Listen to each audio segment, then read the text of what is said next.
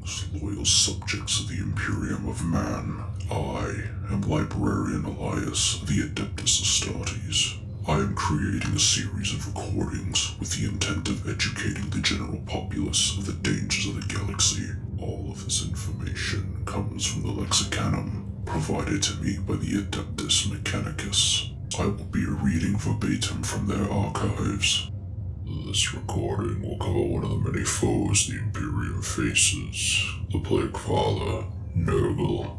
Nurgle is the Chaos God of despair, decay, and disease. He was the third to awake of the four gods of chaos, fully coming into existence during Terra's Middle Ages, with plague sweeping across continents in the wake of his birth. His titles include the Plague Father, Fly Lord, Great Corruptor, Plague Lord, Master of Pestilence, and Lord of Decay. Of the four gods of chaos, Nurgle is said to be the most involved with the plight of mortals. Those afflicted by his contagions often turn to him in order to escape their suffering. The physical likeness of Nurgle is described as gigantic and bloated with corruption, with foul-colored, leathery, and necrotic skin. Nurgle can be regarded as the Lord of all, because all things, no matter how solid and permanent they may seem, are liable to physical corruption. All the Chaos Gods are embodiments of the hopes, fears, and other strong emotions and concepts generated by the mortal races. In Nurgle's case, the source of power is insecurity, denial, self-delusion, and the living's fear of inevitable death and disease, as well as their unconscious response to that fear, which is the power of life, the motivating power of mankind and other races.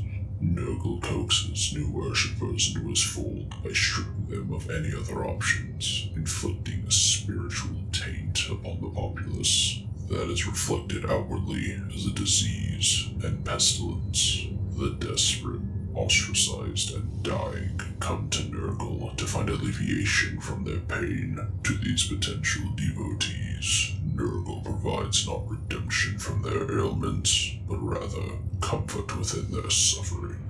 Those blessed by Nurgle are granted relief from physical pain, as well as a bizarre satisfaction in the depressive state. It is a twisting of a being's perceived reality, turning delusion and denial into truth and acceptance, just as self-respect and vanity turn into monstrous self-satisfaction.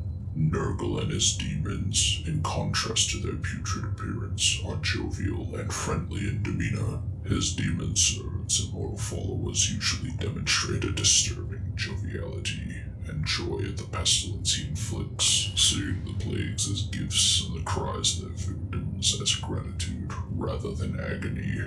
This is demonstrated on the demon world of Bubonicus, where an endless chain of crazed revelers circle the planet's equator in a never-ending dance. Nurgle is often referred as Grandfather Nurgle, Father Nurgle, or Papa Nurgle by his followers because of his paternal nature.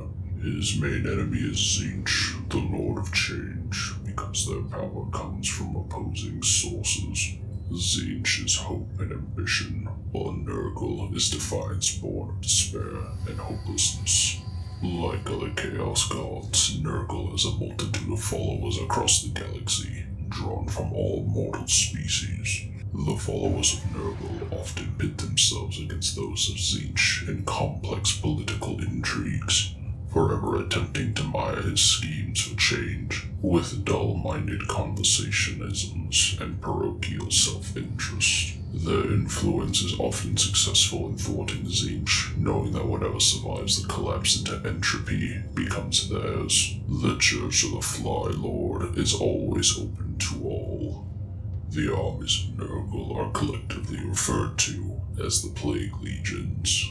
Each of these legions is associated with a specific stage of Nurgle's cycle of decay and regeneration. The Fecundus legions are tasked with making disease, traveling across the warp to gather ingredients. The Infectious legions are the harbingers of infection. the carriers of new diseases that lay the groundwork for the greater virulence to follow. The pathogenous legions are disease fully bloomed and sickness made manifest, equal in both attack or defense, and often deployed to guard key sites within the Garden of Nurgle or to spearhead assaults. The epidemic legions contain the most demons, spreading outward to ensure initial gains turn into rampaging outbreaks. The rot legions revel in decay and break down anything, and it is their presence more than any other that causes Nurgle's power to swell. The morbidous legions are the reapers, toll takers, and bringers of death. The necrotis legions are the most resilient, for they use hopelessness and despair as weapons. Each plague legion is commanded by a great unclean one. Beneath them are the demon princes, or heralds of Nurgle, that each command one of the legion's 7 talibands. At its peak, each Taliban is composed of 7 packs of lesser demons and demonic beasts. Among his legions are his creations. The demons of Nurgle are putrid in appearance and sickening to look upon. Their skin is filled with fever heat of corruption, their innards pushing through the lesions of the skin, and their bodies ooze with putrid slime. However, Nurgle's demons are often cheerful, energetic beings that show a disturbingly friendly demeanor. They are jovial in their work and show great pride in their achievements. 2 of these creations are the standouts of his army. Great unclean ones are the greater demons of Nurgle. They are massive, bloated disease carriers, often carrying a blade known as a plague sword into battle. These massive rusted blades are said to be dipped in the foul pus and contagion at the base of Nurgle's throne. Great unclean ones are unlike the great demons of other powers, in that where the latter are essentially just immensely powerful servants, the great unclean ones are each facsimiles of Nurgle himself, both physically and in terms of their personality. In other words, every great unclean one is also Nurgle. Thus, these followers often refer to these demons as Papa Nurgle or Father Nurgle. Despite their completely bloated and putrid appearance, great unclean ones are neither death-like nor morbid in character. In fact, the opposite is true, and the demons are motivated by all the trivial human enthusiasms which drive the living. They are gregarious and even sentimental in nature, and hold their followers dear, even referring to them as their children, and taking an obvious pride in their appearance and endearing behavior. The second main force of Nurgle's demons are the Plague Bearers. They are the common demons of Nurgle, having a vaguely humanoid appearance with a single burning eye. They are often referred to as the Tallymen of Nurgle, for they constantly strive to number the boxes and represent the need of humanity to impose order on a chaotic and uncaring universe. A single scratch from their rusted swords is sufficient to bestow a plague that sends its host to Nurgle's realm. They have special combat abilities, allowing them to hurt enemies no matter how tough they are, and are consumed with Nurgle's rot. The most powerful plague bearers will serve as plague drones, the heavy cavalry of Nurgle's army. Other demons include Nurglings, beasts of Nurgle, rot flies, bloat flies, and glitchlings. Nurgle also has several demon engines associated with him, such as blight drones and plague reapers. There are several forces dedicated to Nurgle, the most notable being the traitor Chaos Space Marine Legion, known as the Death Guard. Nurgle also employs renegades and cults, demonic war bands, and other Titan legions and night houses to fight for him.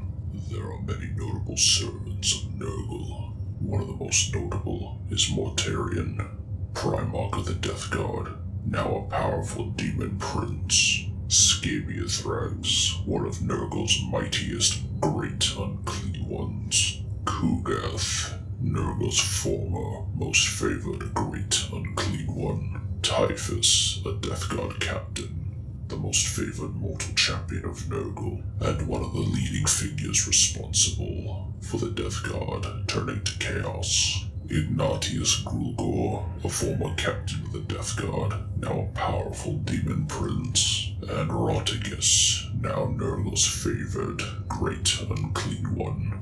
Just as the other Chaos Gods, Nurgle often reward his most favored followers with special gifts and blessings. Nurgle's gifts can take many forms, including physical mutations, demon weapons, or particularly foul diseases. As the Plague Father, Nurgle has notable plagues and diseases associated with him. These include Nurgle's Rot, the most feared of Nurgle's many contagions, as the afflicted eventually transform into a plague bearer. The Zombie Plague, as victims of this infection return from the dead as undead zombies, and the Galapox, which transforms humans traveling through the warp into warbands that worship Nurgle. The last topic will be of the Garden of Nurgle. The Garden of Nurgle is Nurgle's realm within the warp. This unwholesome realm is home to every pox and affliction imaginable, and is still alive with the stench of rot. This garden is not a barren wasteland, but rather a macabre paradise of death and pestilence. A thick sheet of buzzing swarms of black, furry flies litter the sky, and twisted, rotten boughs entangled with grasping vines cover the moldering ground beneath an insect-ravaged canopy of leaves. Defiled fungi, both plain and extraordinary, break through the leaf-strewn mulch of the forest floor, puffing out vile clouds of spores. Muddy rivers slither across the bloated landscape. Nurgle's mansion of rotted timbers and broken walls resides at the heart of the garden, decrepit and ancient, yet eternally strong at its foundations. It is within these tumbling walls that Nurgle toils at his cauldron, a receptacle vast enough to contain all the oceans of the worlds in the galaxy. Nurgle keeps his companion Isha, an Eldari goddess, trapped in a cage in the Garden of Nurgle, in the corner of a room where he keeps the cauldron in which he creates all of its plagues. Being a goddess of healing, Isha can cure herself of any of Nurgle's diseases. Nurgle takes advantage of this by force-feeding her his latest creation and see how long it takes the goddess to overcome its effects. If he is pleased, he releases it upon some unsuspecting world. If not, he starts over, working at his cauldron until he has something new to give to his companion. Whilst he is busy working though, Isha takes advantage of his distraction to instruct mortals on how to rid themselves of Nurgle's poxes. When Nurgle's power waxes, the garden blooms, encroaching on the lands of the other Chaos Gods. Nurgle's enemies would fight back, and the Plague Bearers would take up arms to defend it. Although the garden will recede again, it would still have fed deeply on the essence of those who have fallen in such wars, and will lie in gestate peace until it is ready to bloom again. This concludes the information regarding Nurgle. More in-depth information regarding him will be recorded at a later date. This is Librarian Elias, signing